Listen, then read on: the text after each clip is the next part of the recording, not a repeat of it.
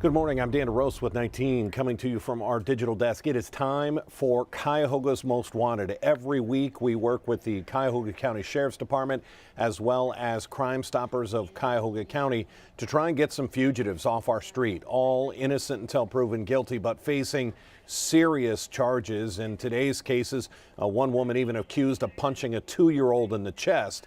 This is your opportunity to get these people off our street, out of our community, out of your neighborhood, and into a courtroom so that they can face the charges in front of a judge. Let's bring in, as we always do, Detective Red Dyer with the Cuyahoga County Sheriff's Department. Detective, how are you this morning? Excellent, Dan. How about you? Not too shabby. Let's cover this again. We do this every week and have for quite some time now, a couple of years at a minimum. There's a reason this partnership works and that we keep doing this. Explain that for our viewers.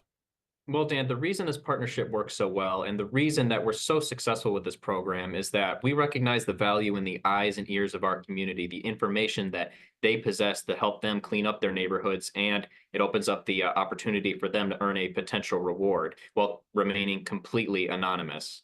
It really is an incredible program, and it's not just for Cuyahoga County. There are agencies all over Northeast Ohio that if this information comes in, whether this person is hiding in Cleveland, Ashtabula, Akron, Canton, it is a simple phone call that's going to put a lot of experience to work to try and track down some of these individuals. Red, let's get to our first case. I alluded to this. This is pretty disgusting. We know how people feel about crimes against children. Let's get to the case of Nikira Bryant. What do we know? Well, Dan, like you said, we know how our community feels very passionately for the safety of our children. She's actually wanted in a domestic violence case where reports state that she punched a 2-year-old victim in the chest. This caused them to fall to the ground and hit their head on the floor. She failed to appear for a court hearing and a warrant was issued for her arrest. She actually has a history of domestic violence, Dan, due to a previous guilty plea in just 2022. She is 5'1" and 110 pounds and was last known to be staying in the 3600 block of East 146th Street in the city of Cleveland. We've seen a lot of different mug shots through our time here at Crime Stoppers. Not exactly sure why you can smile in a mugshot or how an individual can smile in a mugshot when they're facing charges of punching a 2-year-old in the chest. That's a little tough to look at. Let's get to our next case, Juan Long. What do we know? Well, we know in October of 2023, Mr. Long pled guilty to aggravated assault. According to reports, Dan, in May of 2023, he was driving a car with the victim hanging on the hood. If you can believe this, he accelerated the vehicle and caused it to fishtail past police officers. When Juan abruptly stopped the vehicle, the victim was thrown from the hood onto the pavement and sustained injuries. Juan was driving actually while under suspension and had false plates on the car as well, if that wasn't enough. He violated the conditions of his probation on this case, and a warrant was issued for his arrest. He also has a warrant for driving under suspension. He's approximately 5'9" and 220 pounds and was last known to be staying in the 7500 block of Superior Ave in the city of Cleveland. Had to be quite the sight and quite the fall for whoever was hanging on to that hood during that incident. Let's get to our third and final fugitive, Arnold Herbert. What do we know about Arnold Herbert? Well, Dan, we know in April of 2023, Mr. Herbert pled guilty to aggravated assault. And as we see often on Crime Stoppers here, according to reports in that case, following an argument, he stabbed the victim 3 times with a knife. So we're talking about a very dangerous situation here. He failed to appear for his probation violation hearing, and a warrant was issued for his arrest. He actually has an extensive criminal history, Dan. He's no stranger to police. With the Sheriff's Department alone, it dates back to 1989. He also has a warrant with the Elyria Police Department for failure to appear, so they may want to have a word with him as well. He's approximately 5'10" and 225 pounds and was last known to be staying in the 8000 block of Corman Avenue in the city of Cleveland. Should be no surprise when an individual has a warrant in one county, one community.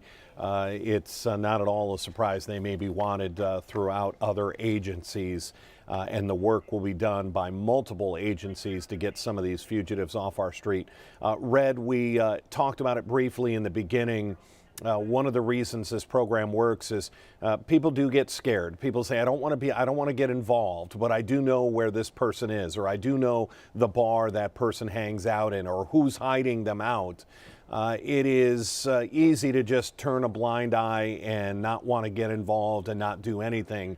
But it's equally easy to make an anonymous phone call to clean up your neighborhood. Why would you want an individual like this making your neighborhood, your community, a little bit less safe simply by walking the streets when they need to be in a courtroom? Why does this program work when people call the tip line?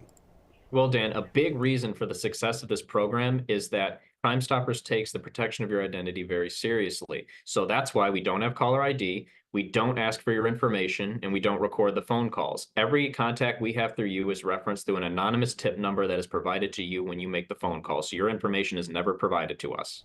Yeah, and it's that tip number that you call back in 45 days later, call back in to that same number, 216-252-7463. You give them your reference number. They use that number to check and see if your tip led to the arrest. And it could be could be worth a reward. And reward and money is a big motivator. It should make it very easy for somebody to pick up a phone and make that anonymous call, 216-252-7463. Detective, when we start talking about that up to $5,000 reward, what do you like people to know? That crime doesn't pay, but Crime Stoppers does. You don't want to mess with Detective Red Dyer, the Cuyahoga County Sheriff's Department, and all of our law enforcement agencies throughout Northeast Ohio. Detective, thanks for the time today. Yet another one in the books. Let's go get them. Been a pleasure. Appreciate it. We're going to wrap it up. Again, this is all about a community project. You live in your neighborhood.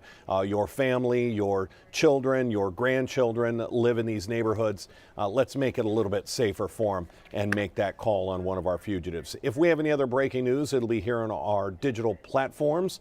Otherwise, look for our 11 o'clock news coming up in about 20 minutes on CW43, then 19 news at noon on Channel 19. Until then, I'm Dan DeRose with 19. Have a great day. 19 News is everywhere. Download our CTV apps and follow us on social media at Cleveland 19 News.